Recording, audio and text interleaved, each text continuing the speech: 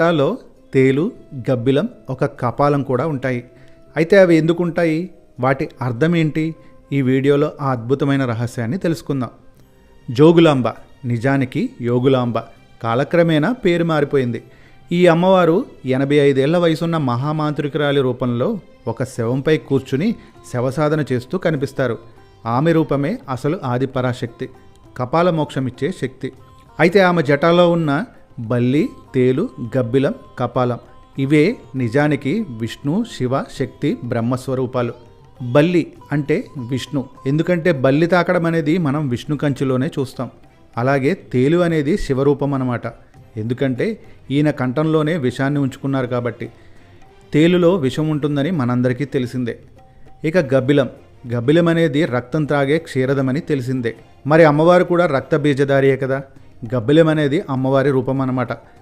కపాలం అంటే